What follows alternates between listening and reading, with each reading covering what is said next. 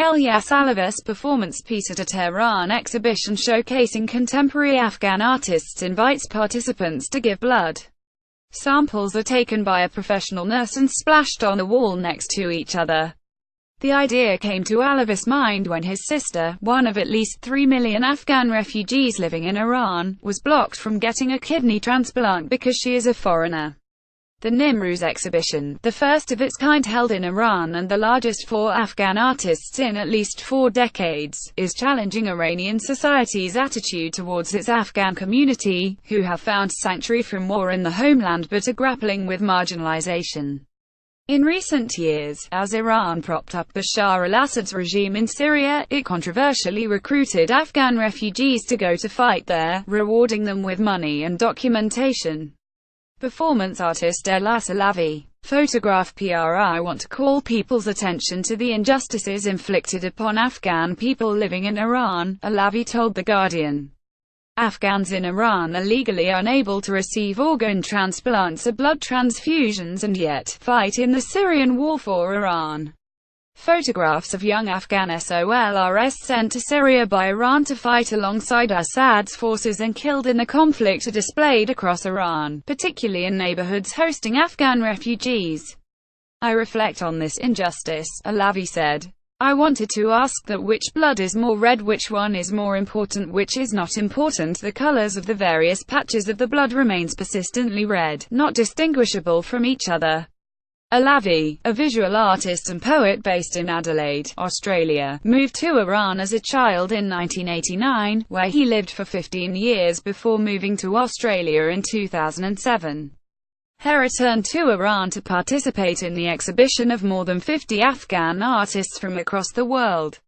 Curated by the Iranian sculptor Maryam Kohestani and held at Tehran's Nayavaran and Mosin galleries, it is showing a different face of Afghans in Iran, according to Alavi. It is posing some difficult questions for Iranian society, which largely refers to an Afghan as Afghani, a derogatory term referring to Afghanistan's national currency, but the works also reflect a change in attitudes among the younger generation in Iran.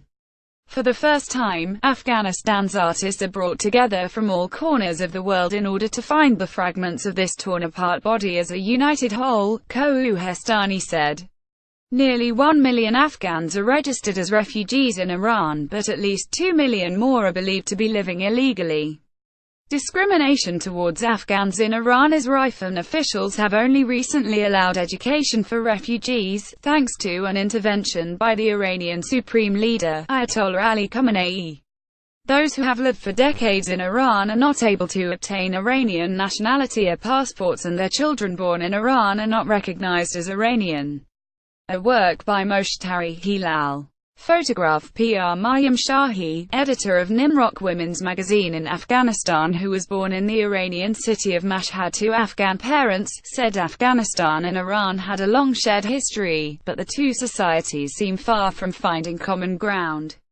A generation of Afghans have been brought up in Iran that have not seen the homeland they live in, the Iranian society, but not enjoy citizens' rights. They're not citizens in Iran, nor in Afghanistan, she said.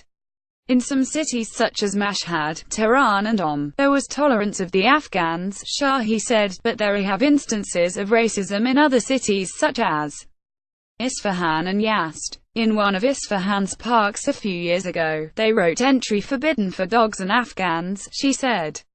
The Iranian society should rectify its decades-long preconceptions about its Afghan community. Ali Abdi, an Iranian PhD student at Yale, who is living in Kabul for research, said in some poor districts in Iran, such as Gol Shah, in Mashhad, the Afghan population is intimately living with Iranians, and the relationships generated among them from their shared experience of poverty might be stronger than those coming from nation-state belongings. Prolific artists on display: Kadam Ali, Israel Roya, Aman Mojadidi and Leader Abdul, and Barat Ali Bhattor's photographs tackle Afghanistan's problem with bachabazi, the UAL abuse of young boys.